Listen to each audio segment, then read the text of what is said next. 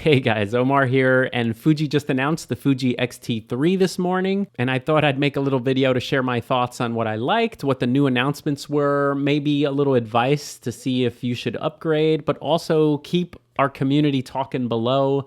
What do you guys think of the new camera? Maybe if you're coming from like an XT10 or an XT1, like, yeah, time to upgrade. And also the discussion is if you have a really good XT2, like I do, I picked up recently, is it worth the upgrade to the XT3? We'll also in this video speculate a little on if an XT30 came out, which is also our baby out there, the smaller cameras, the smaller brothers. What might the XT30 have? Disclaimer, I don't have the camera, I haven't held it. I'll link up some YouTubers below who are awesome, who have played with some pre-production models.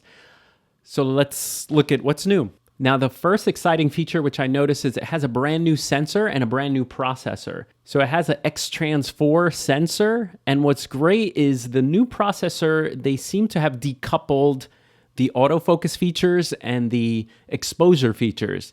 And from what I've seen is in the past, those two features were sort of controlled by the same processor with a little back and forth. And now they've decoupled those two, and that should speed up things. From everything I'm reading, it seems like it's going to be about 3 times faster than everything. And the camera, the XT2 is already so fast. So they're really upping their game here, which is great.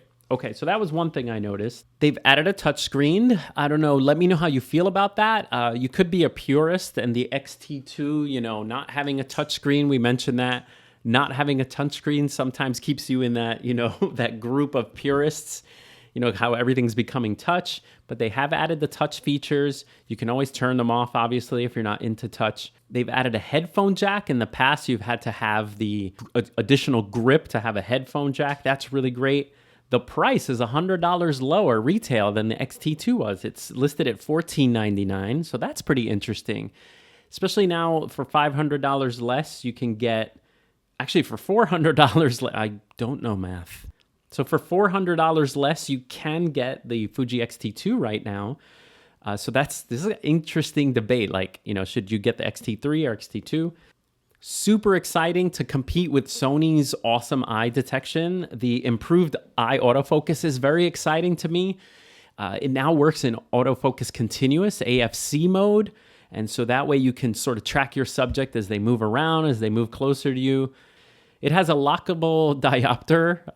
The diopter is the little dial which controls, fixes how well you see in there. And there are many times where I've picked up the camera and I'm kind of like, I'm blind. And it's because I bumped the diopter since it's so close to the, ISO dial. They say the EVF is even sharper and more amazing than the XT2. I can't imagine. That's going to be beautiful. It's an OLED half-inch EVF. I love that. The autofocus points have been up to 425 autofocus points, and now they go corner to corner. So they take up 100%, and they're phase detection points, which is going to improve with like tracking moving subjects. They've got a couple of crazy frame rates here, 11 frames a second in camera. Before you had to have the additional grip on the XT2. So now you don't need a grip to do 11 frames a second. Now I shoot portraits mostly, and I do have my subjects like run towards the camera. Even 8 frames a second is a lot to choose from when you're going through your photographs. So you can do 11 frames per second, and then you can do 30 frames a second in what's called the sport mode. So their sport mode is this cropped in mode that is upping it's like an electronic shutter, which will go 30 frames a second. You can do electronic shutter, and it does crop into 16 megapixels, which is enough. That's what the XT1 has, but 16 megapixels zoomed in, and great for doing wildlife photographs, for doing any kind of bird photography. I'm assuming that's great as the bird takes off. Hummingbird photography. So 30 frames a second with electronic shutter, that's pretty cool. It's great that we still have the dials. A couple of things I've seen from the reviews is the dials are maybe a little harder to turn, a little stiffer. I'm so glad that they kept all the dials. They kept our tactile, the stuff we love about shooting with the cameras and keeping them fun.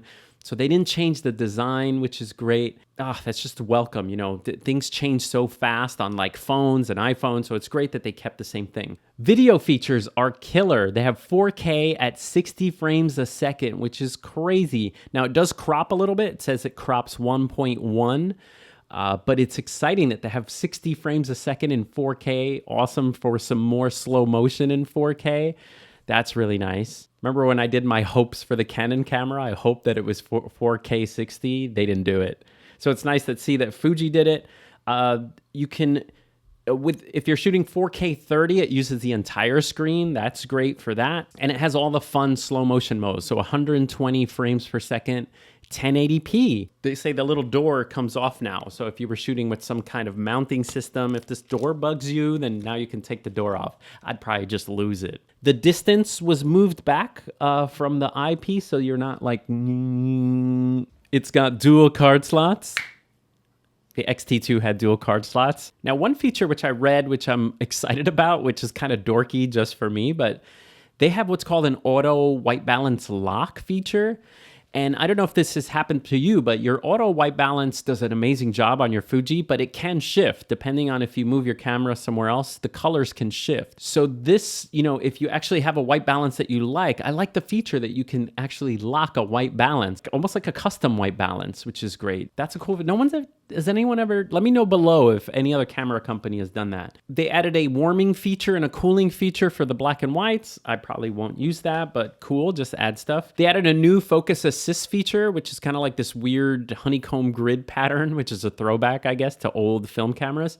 I need to try it to see if it's good. And they added a color chrome effect. They actually added, it reminds me of like what 4K TVs do with their high dynamic range stuff. All right, some things to, you know, complain about. If we want to complain, it's got the same tilty screen, so we didn't get any kind of vlog screen. That's slightly disappointing. It has no IBIS, no in-body image stabilization. Now, unlike Canon, which just didn't add IBIS, Fuji seems to be doing it in a smart way. They are keeping their H1 series, you know, being more video-centric, and keeping the XT series as being more photo-centric, so they kept the IBIS out. So although it's a bummer, you can kind of see what they're doing, sort of selling two cameras, and you might have to get both if you want IBIS or if you want like the dials at the top.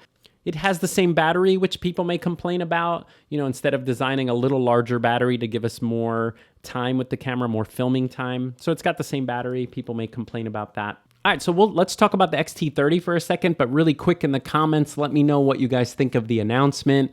I myself, as a Canon/Fuji user, like the Canon one, I was kind of like, that's nice, but not getting. And then when the Fuji one comes out, I'm not getting it.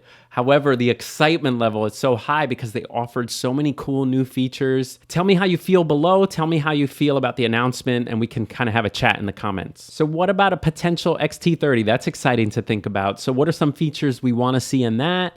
Well, it'd be awesome if they have the same sensor as the XT3. Imagine, that's great. If it has the same video features, 4K at 60 frames a second, imagine they put that in there. You know, it's going to be interesting to see Fuji now if they cripple the XT30, because they didn't cripple the the XT20 that much. It had the same video features as the XT2. And with all that said, like the great thing about the Fuji company is they give us firmware updates. So you can add new features to the camera, new touch features, new video features. So, okay, so the sensor, that's great. Adding the same video. Keep the price $100 less, so maybe $799 for the body only. Lockable diopter, add that to it would be great. The autofocus features, like adding that eye autofocus, which the XT3 is going to have, that sounds amazing.